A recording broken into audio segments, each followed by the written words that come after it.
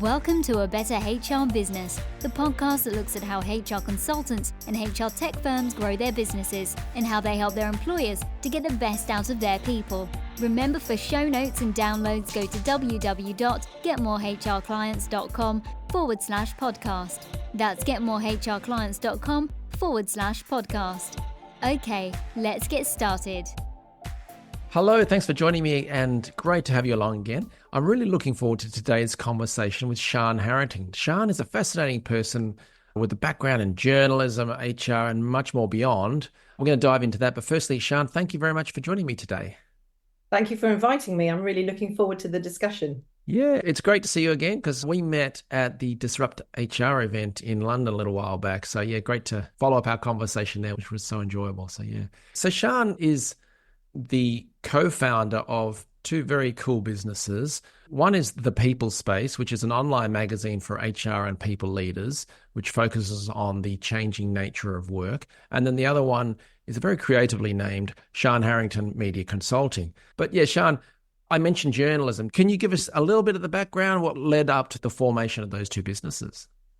Yeah. So I've been a business journalist for, 30 plus years now, believe it or not. That makes me feel very old indeed. But I always wanted to be a journalist from being a child, actually. So I'm one of those lucky people who got into the job that I wanted. And I fell into writing about business, writing for directors, funnily enough, in the leisure industry, which was quite good fun to start with, I have to say. Over time, around about 2006, I think it was, I joined HR magazine as the editor. So that was my beginning of getting into the HR field. At the time, people thought I was a bit mad because I had been on The Grocer, which is a very big publication in the UK and quite sexy, appearing, talking about results of big sort of food and drink manufacturers and retailers. And they were all like, why are you going to HR?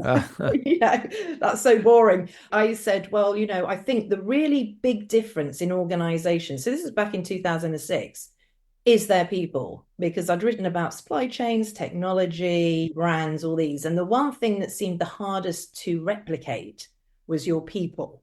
Yeah. Right. So I felt back then that HR, had legs, but perhaps wasn't recognized as well as it should be. So fast forward, I ended in a company that acquired HR magazine and became a board director in that company. And then in 2016, I felt, I've written a lot about your own business. I deal with lots of companies who run their own business. I talked a lot about women on the board and women leaders and things. And I thought, getting on a bit, if I'm going to do this, I better do it now. And the area that had interested me towards the end of my time at that company, where I had a number of magazines, but still was involved in HR magazine, was the future of work. And particularly AI, technology, things like that. And how do you make a people-centric organization? And so that was sort of the beginning of the foundation of the People Space. So at the People Space, we basically help HR directors and people leaders navigate the future of work with this sort of people-first approach. Yeah, brilliant. So that's how we started with the People Space. And we run the free publication. You can just go online and see it. We have a free bi-monthly newsletter.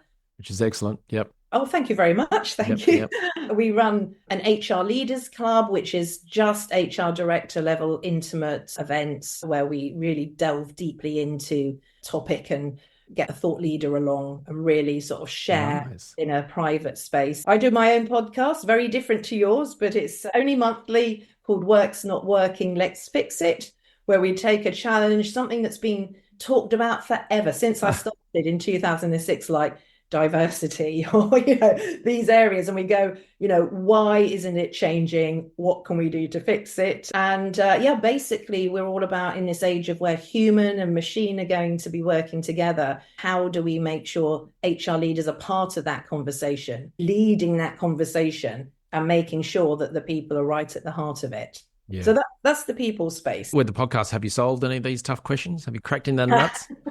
We've had some interesting ones. We've looked at management. That's always something that comes up, isn't it? I think what we do is I tend to get somebody who's a bit provocative and got some real evidence-based behind them. And then we talk about what they're doing in that area and then why they think, it's so difficult to crack these nuts. But then also they put their own practical sort of actionable insights into it so people can take stuff. But I think we've certainly got people thinking about perhaps traditional ways of doing this is not going to make, because we've been doing the same thing over and over again. We're investing millions across the world, absolutely huge amounts of money on some of these initiatives like leadership, like DEI, like management, and nothing seems to be improving productivity. So it's all about getting people to really wake up to that and say the same old isn't going to work. Yeah, so important. That's good. Well, if you're listening to this on the go, we'll have the link to the podcast because, definitely check that out. Yeah, so tell us about Siân Harrington Media Consulting, and then that would feed into some really interesting research you've done with HR directors. That's correct. So what happened was, speaking to HR directors over all this time, I mean, what is it now? Nearly 20 years. But also the change in how, with email, with digital, the change in how people are approaching things. I kept hearing from them that the messaging that they're getting, that the hard sells they're getting, the complete overwhelm they're having was not making their life very, very good indeed. And at the same time, if you put my hat on as the journalist, as the editor, I'm receiving sort of 100 emails at least a day. And it's clear to me people are just sort of pressing a button now. Yeah. They're not doing any research about what we're about, what the brand is, how we'd like to be approached, etc. as a publication. It's sort of, I put those two together and it made me think there's big gaps here between success in terms of how you're presenting your message, both to me as a journalist, but also to the HR directors, and this sort of really highly lead email focused, sort of hard sort of sell type of approach, everything for SEO, right. GPT, let's write blogs that are all like SEO based, but really not that interesting. Yeah. Particularly want to make the point that this is about directors. So, these are the hardest to reach people. And I often say to people, if you're a director, how often do you do X, Y, and Z? And they're like, oh, I never have time. Right. Yeah, that's exactly it. You seeming to assume that these HR directors can just drop everything and read your email or whatever. They're the same as you. They have no time. You've got to really sort of have a great message. You've got to really cut through here. So we sort of formed Siân Harrington Media Consulting to take some of my insights from dealing day to day with HR directors and help vendors to get their messaging right, but through that content path, because that's obviously my background. My strength. So thought leadership, ghostwriting, just written an Amazon best-selling management book, for example. Oh, wow. And then PR, because, I'm on the receiving end of that all the time. So I definitely know what works and what doesn't in PR. So educational email courses, various different things there. So the idea is to help them gain more credibility and trust with the HR director audience. That's really where we sit. So combine those two elements. Brilliant. So I think maybe we need to do a follow-up discussion sometime around the whole PR side of things. But one thing I see so many times in particularly growth, mid to larger companies is the classic, we've redone our website and we have a new logo. So let's do a PR campaign for that and send it to every journalist because they will be fascinated to know that our website has gone from blue to red. Oh, Ben, you are talking my language. I think part of my job is to actually explain to people, why that isn't going to hit. But because, it's big news for them. It's a big investment for companies. They think that it's relevant to everybody in the world, but I'm afraid they're forgetting the audience that those journalists are hitting. And is that really relevant to them? No. And I think we'll come on a bit through the research that I've done to explore that. So I went through this graduate program when I was doing HR. And so the company, global company, huge company. So you can imagine the money they spent on redoing the logo and the branding and stuff. But there was this huge essay written about the evolution of the logo. And I get that it matters and stuff, but really it moved from one blob to several blobs. And it was the evolution of life as we know it. And please. So anyway, do not get me started, Siân. So you've done some fascinating research, which is based on real discussions, real data on how HR professionals, particularly HR leaders, want to be marketed to. So can you tell us about that? Yeah, so as I said, it started really with me thinking more with my editor hat in about some of the really poor pitches I was receiving and realizing a lot was cut and paste, and they really weren't understanding my needs as an editor of the people space. And that made me curious of the sort of experiences that HR directors were getting themselves, because obviously the PR people are representing the vendors that are trying to get in front of them.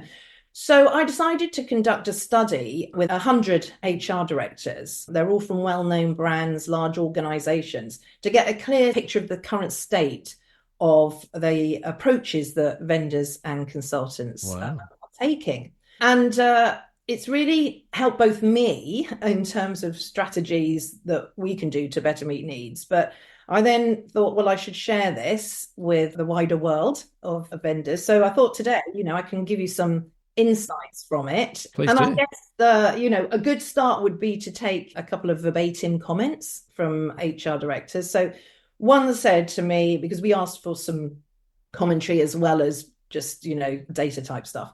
One said, you get around 30 requests from vendors to connect and ask for a call, and typically 30 to 50 emails a week now with people requesting meetings to buy you a coffee.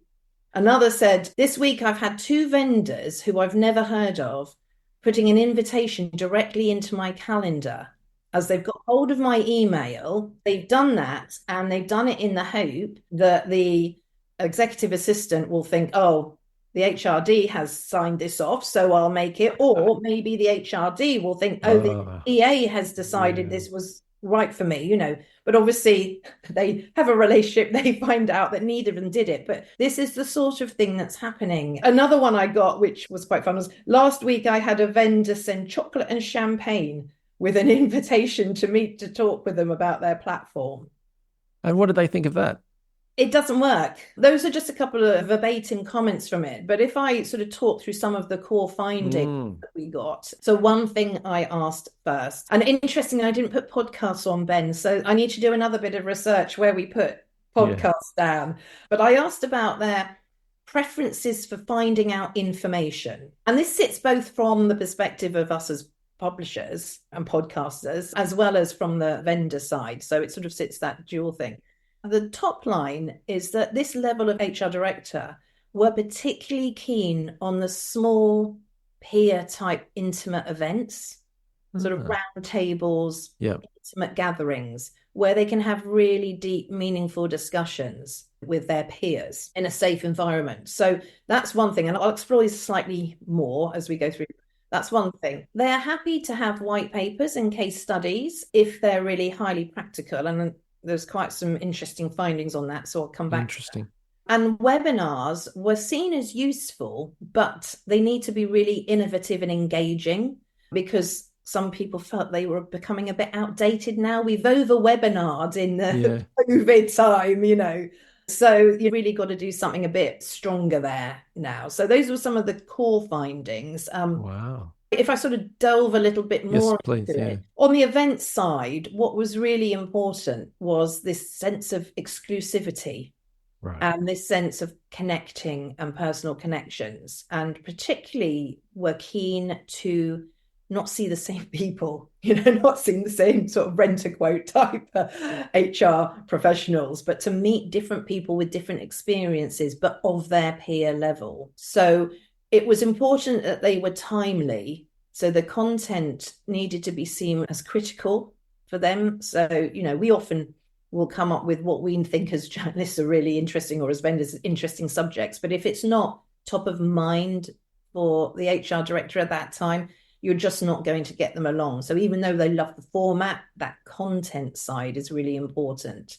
The other thing is, obviously, they're very time poor, but the geographic accessibility came out quite strongly as well. So those HR directors who were outside major urban centres, it was quite a lot for them to travel to one of these events. So even though they really like it, that availability to get to it in their really busy schedule was one big issue. So, it's, although they're preferred and it's good, you've just got to get the right content at the right time. And I think find a way that even if people can't attend, you can deliver those insights back to those who can't attend was one thing for that. So that was one thing. Now, the thing vendors, as you know, love is their lead generation and email. What came across strongly here is that their HR directors are very cautious about sharing their personal data. In fact, one said, this is again a verbatim, I'm much more alive to scamming,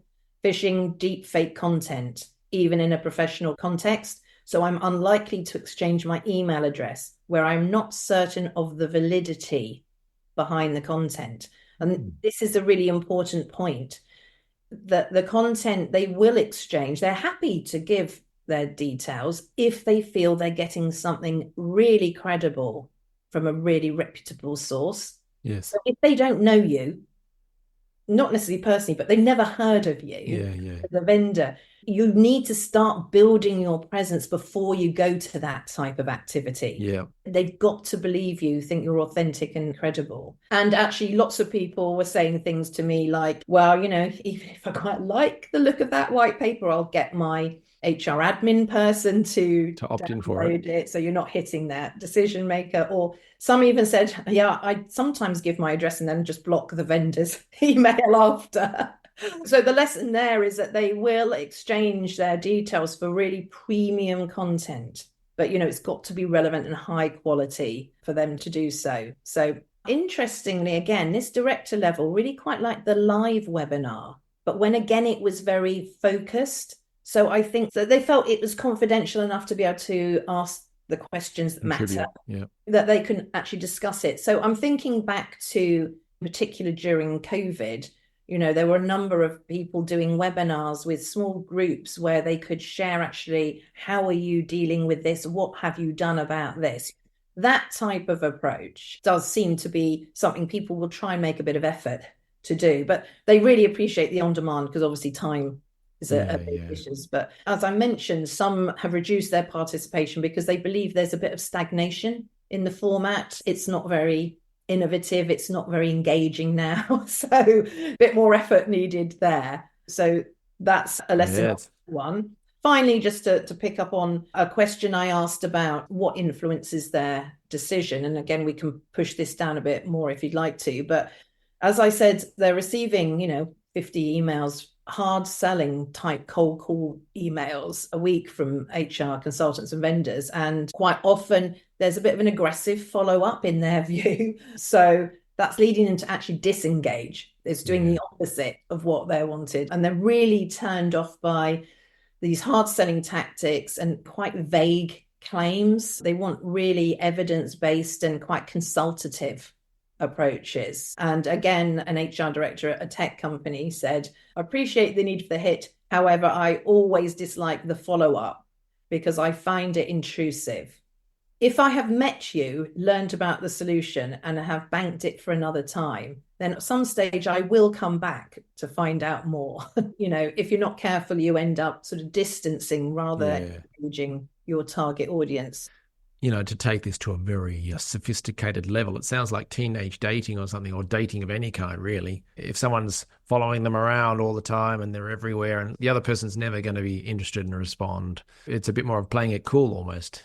What comes across really strongly across all the different sort of questions and answers that I got in the verbatims and in the data bit was the need to have sort of credibility. You're not even going to open the door if you aren't already seen as credible or trusted, authoritative. So, great people like you're the part of helping vendors to build that credibility, to show their insights, to show they know what they're talking about. But you need to start at that stage, which actually tied in very nicely with the media side of my business. Yeah, of course. So as you were going through that stuff, I was almost feeling a bit down about it because there's a lot of negative there because, as you say, I appreciate the hit, this has to be done. But as that quote came from one of the tech leaders, but these companies, HR companies, need to get in front of people, need to get in front of these HR directors and CHROs and so on to sell products, to keep the lights on, etc. So they need to do that. Like there's a few things that were sort of jumping at me. The webinars bit.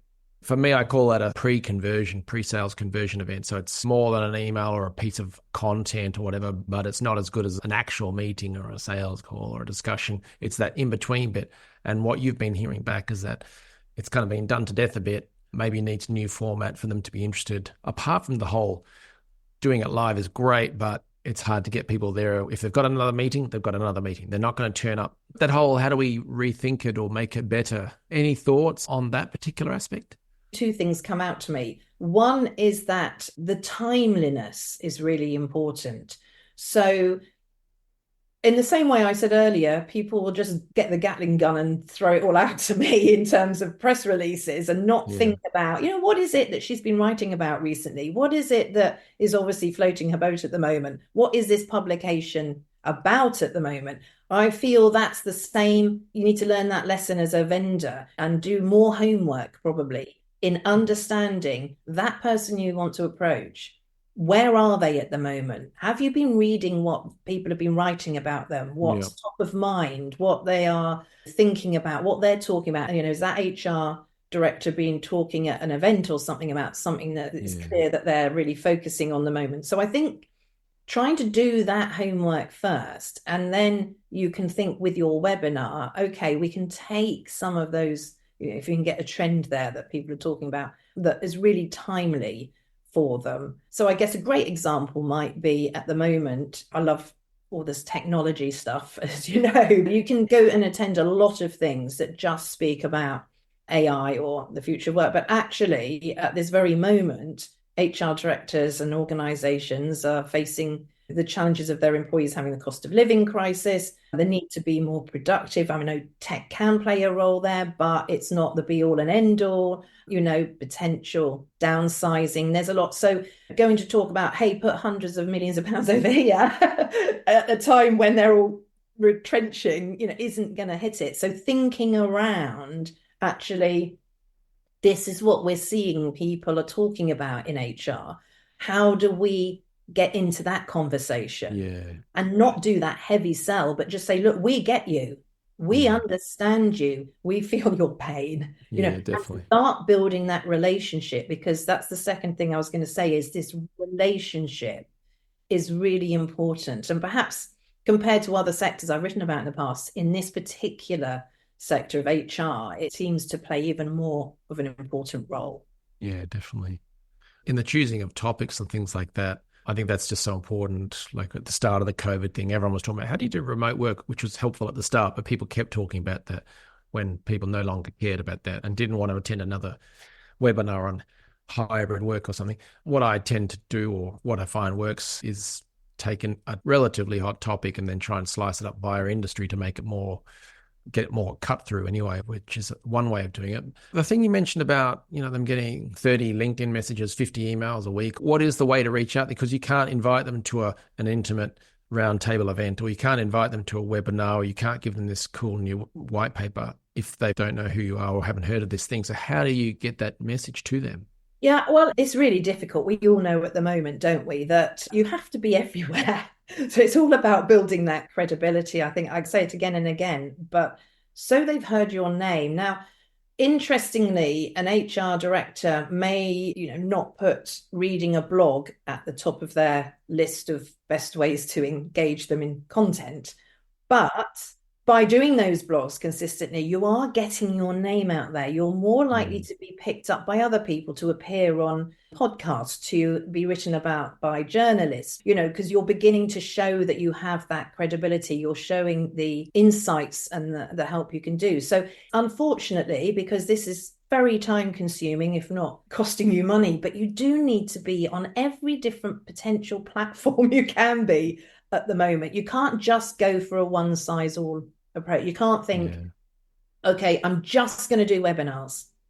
That just isn't going to work. You've got to think, right, at any one time, this HR director could be reading a publication, or could be wanting to hear about this thought leader, or could be, and you need to be there all the time. So coming back to your webinars, and people are getting better at this, but thinking how you can repurpose all this content to almost hit every single thing.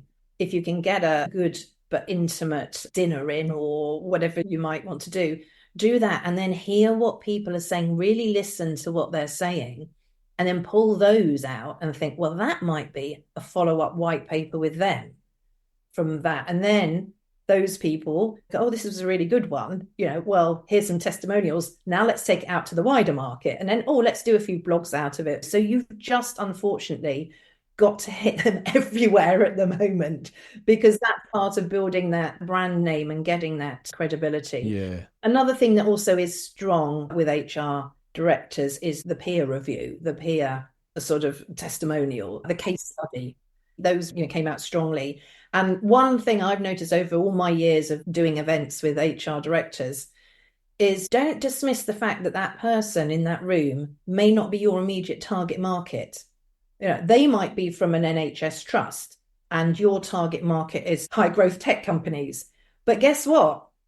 That person knows the HR director in a high tech company who's going to say, hey, you know what? I'm looking at a new well-being approach, or I'm looking for a new payroll provider, or, have you heard of anyone? Oh, interesting. I met X at this event. So there's a very, very highly targeted approach, but actually with this market, you may be missing out on the connections that people have, and networking. That's absolutely key for any supplier in this. So true, so true. You just got to get out. It's timely, but you need to get out. And by the way, you don't just get out, you've got to actually do the job. You've got to go and speak to people. And I love that you mentioned that directors may not necessarily read lots of articles or blogs or something, but that's something I've done. If you want to add paid online advertising, is where you might have a thought leadership piece. That's the outreach message. Look, you don't know me, so that's cool. I'm not asking you to connect. I'm not buying you dinner or something like that. But I wrote this article. It's specifically for you. I think you'll enjoy it. It's got this good stuff, case studies or whatever. And then on that page, you could look at adding remarketing or those ads that follow you around type stuff. And it's trickier these days with the whole Apple privacy stuff. But yeah, that has been a way that can be quite effective to get those sort of ad spend dollars to help promote that. One side note that I had, you mentioned earlier about they were scared of the phishing, the privacy or getting hacked, all that kind of stuff. So that's one thing when I run ads, we might put, hey, if you don't know who we are or whatever, or on the landing page or on an email in the footer, that you might say, you can connect with me, I'm a real person here on LinkedIn, or here's a speech I gave and it's on YouTube. So they can see, legitimate external proof. So I don't need to connect or give away my email until I've checked out who they are. And then I go, okay, they're a real person. I get it. Would that be worth doing? I think that's a really good thing to do. I guess the key is just respect their privacy. I always say, just think of them as you. Most of us, we only want to give our email out to something that we really think is going to add value. And it comes back to what you said at the beginning about the logo, the press release with the logo change. That's not adding any value to them in their day-to-day job. And it's not entertaining them, because that's another way you can just be somebody who they like reading, or they like hearing from, they know you're a good speaker or whatever. But that just doesn't add any value. It's big news to you, but it's not adding value. So that idea that you need to show them, I liked what you just said about here's an approach where you'd say, because I'm not saying, it's really important to say, I'm not saying don't do emails or don't do, it's just this generic, vague, it sounds like you've just sent it out to everybody. Not tailored to their particular problem, what their challenge is at the moment, what they're trying to do. So that idea of, look, hey, I just read something you posted, or I saw you at something and, I've done something here. It might just add to your thinking, or I like that idea. I think that's a good one. Can I ask you two things? One is, you mentioned someone sent champagne and chocolates. So there's this old marketing concept of you send a letter in the post, it's a flat thing, they ignore it, throw it in the bin or whatever. But you put in a little gift, a toy or a chocolate or something. And so that is lumpy. The mail is lumpy. And so they, what's this? They open it. It's this old silly concept maybe, but it gets the stuff opened. But sending the chocolates and the champagne is an example of lumpy marketing, let's say. But on the personalization of the message, you want to tailor your message to the person, like you're talking to a person at a coffee shop. You wouldn't just churn out some templated thing. But how do you personalize it in such a way that it's not generic, that you haven't just gone, click on LinkedIn profile, look at the last post they wrote. Oh, that was an interesting, you wrote about how you enjoy going to the beach. Can I tell you about my software? How do you recommend personalizing that outreach message? I think the best approach is, I come back to sort of doing your homework. So if you have just read up about the company and seen that they've got particular challenge in an area, at the moment. You want to personalize it in that respect. So it doesn't Sure. necessarily have to be, I know you personally. It's not that sort of personalization. It's like, I've made the effort to understand you and your business. And so to put something in there that picks up on that. And then the end is, not a hard sell, but, we may be able to help you here. Even better, actually, we've produced, this is where you bring in your white paper or your thought leadership, something that looks at this. It could be interesting to you. Would you like me to send it to you? Free sort of thing, So it's more personalizing it in terms of showing, I haven't just sent this out to everybody. I actually know that at the moment, this could be the right message for you and where your business is at the moment. I mean, it's hard because it's so easy today to just do mass marketing and just send it out to everyone. But actually, I think what you have to think is you may not just be not getting anywhere with that. You may actually be annoying people and disengaging them. One thing I hear from suppliers all the time in this market is it's such a long sell. It's not like some markets, it's certainly not like consumer where people buy like just that, press it. It takes a lot of building up a relationship. I've spoken to people that started a relationship 2 years ago, 3 years ago, and are now getting business. And in all that time, they've continued that relationship. Might just be you've got to the point where you can just have hey, I happen to be near your office. Yeah. You've got 5 minutes for coffee? Talk about something completely different. But that's very different to spending the last 3 years of sending mass email marketing messages to them, spamming the heck out of them and then hoping in 3 years' time, oh, I love that spam you've been sending me. Can I buy your stuff? We built that relationship. That's the really key thing. And that's why I say I see the parallels with my role as an editor, because I scan and delete most emails I get, most press releases. And I am way more likely to open it if I go, oh, look, that's from so-and-so. A PR agency that I trust is not going to send me rubbish, but going to send something that may not be written about now, but it's useful for me to know, and I just want to know what's going on. It's worth opening. Yeah, got it. Otherwise, I don't even get beyond the first word or often because it's just too much. My job is not to just be looking at emails all the time. Yeah, you can do the rest. On the lumpy thing, so it's all about relationships. The lumpy marketing stuff is about if they don't open the message, then that you can't even show that you personalized it. So someone sent champagne and chocolates. Maybe that was not the right approach, but maybe if they'd sent it and said, I'm just introducing myself, maybe one day we can chat, but I just want to introduce you and say that I work in this area. Would that be a better approach, or what are your thoughts on physical marketing stuff? Yeah, I mean, it's a really difficult one, isn't it? Because if you haven't done your, homework again, you could be sending champagne to someone who's a non-drinker. So you just need to be careful. Again, I think it's really important here to highlight that I'm talking about director level specifically here. Now, actually, if you've been to any big show in the HR market, any big exhibition, more junior people tend to lap up. I've seen people with a bag go around and they're like on every hand taking, whatever it may be, a pen.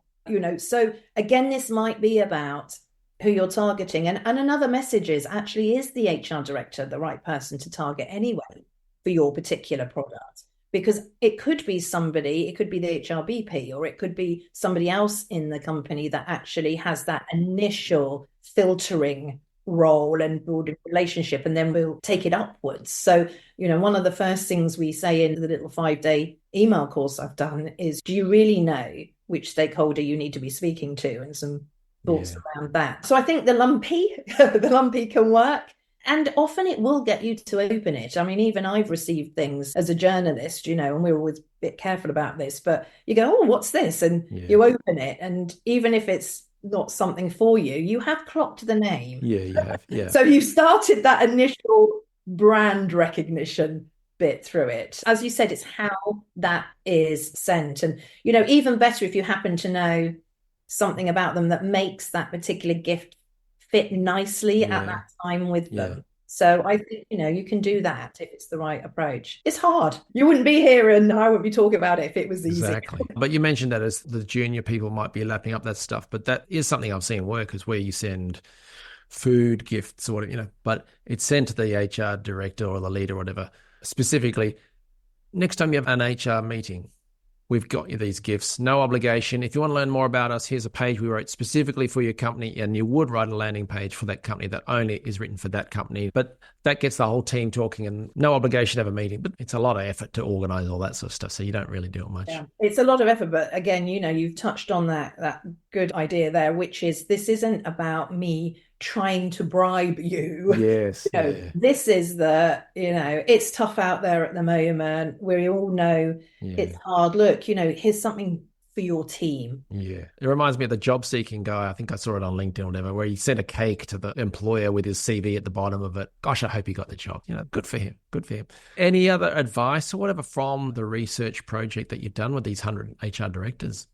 If I were to summarize some sort of key lessons, I guess, from it, obviously we've talked about that personal engagement. Yeah, big time. I do think, you don't have to do a massive conference with hundreds of people there for this particular audience. You're much better putting your effort into more targeted roundtables, lunches where you discuss something. It's got to be something that is quality. It cannot be, we're a supplier and we're going to run this lunch. It's got to be, we've got this speaker who's going to be really offering you something that's actionable and new. And because they want to be, like all directors, they're thinking outside a lot as well. They want to be stimulated. They want to have different approaches sent to them. So, making sure you've got that right quality of person there is really important. The fact that you need to now get your content all over the place just to start building that credibility up. So, you can't just go with that one approach. You've really got to think about how to cleverly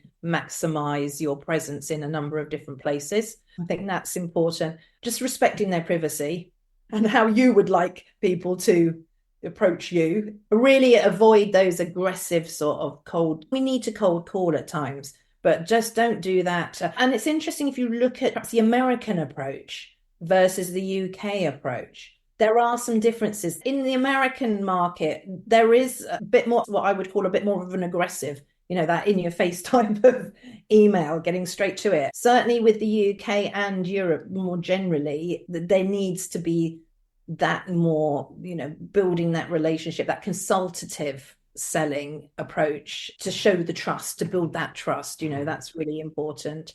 And then if you are having a guest at anything, really highlight their credibility. So if you're doing white paper or if you're going to send them an email, maybe you've got a peer review on it, which gives that credibility to your product, or you've got a great comment from a really amazing speaker out there who's done something for you. So those are key things. But I think also, just don't be vague.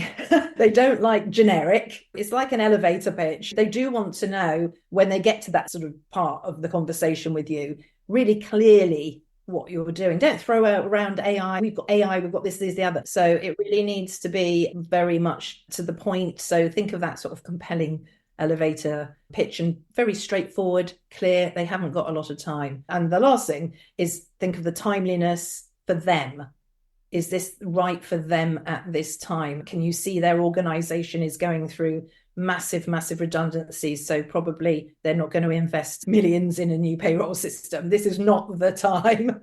However, they may be interested in reducing their admin and labor costs by using technology. So a different angle would work. A different angle would work there. Think about them individually, give them that sort of autonomy and bring your expertise to it that way. So that would be my sort of sum up, I guess. That is fabulous. I really love that. And I commend you for doing all of that. I'm sure it was enjoyable, but it was a lot of work too. So yeah, it's really good. What should people do next if they want to learn about the people space or about Siân Harrington Media Consulting? For the media consulting side, go onto our website, sianharrington.com. Nice. So SIAN, sianharrington.com. So nice and easy one. But there you can also actually sign up for the 5-day short educational email course I mentioned. So that's where once a day I've looked at a big mistake that vendors are making and then how to avoid it. So once a day you get that. And at the end, you get this 24-page report, which has some of these verbatims that I've just told and a bit more info. So I'm laughing at how perfect that is. You've got timeliness, it's delivered in bite-sized packages because you understand that people are busy and straight to their phone or their email or whatever. And then also if they want more in-depth stuff, there is something at the end. You practice what you preach, Sian. I do practice what I preach, yes, all those different things in the different formats or whatever. So, sign up for that and you'll get a lot more detail, but also, as I said, slightly different formatting there so that you can see some of these big mistakes and what people are saying about it. And then if you're interested on the other side of just keeping up with, the changes going on in work, then go to our website, www.thepeoplespace.com. And there you can sign up for my fortnightly newsletter as well, if you're interested. And I'm always happy for people to just contact me directly. So do remember that I do get a lot of stuff. Well, Sian, this has been amazing. Yeah, and it would be great to catch up again in the future. But thank you for all you're doing with the People's Space and in Sian Harrington Media Consulting. And I wish you all the best for the future. Thank you very much. I really enjoyed it and loved your insights as well. So we can definitely continue talking. Thanks. Thanks for joining us today on A Better HR Business, the podcast that explores the world of HR consulting and HR tech businesses. For show notes and downloads, go to www.getmorehrclients.com/podcast. That's getmorehrclients.com/podcast. Remember to subscribe and share the show with any friends who are busy growing a HR business. Thanks and see you next time.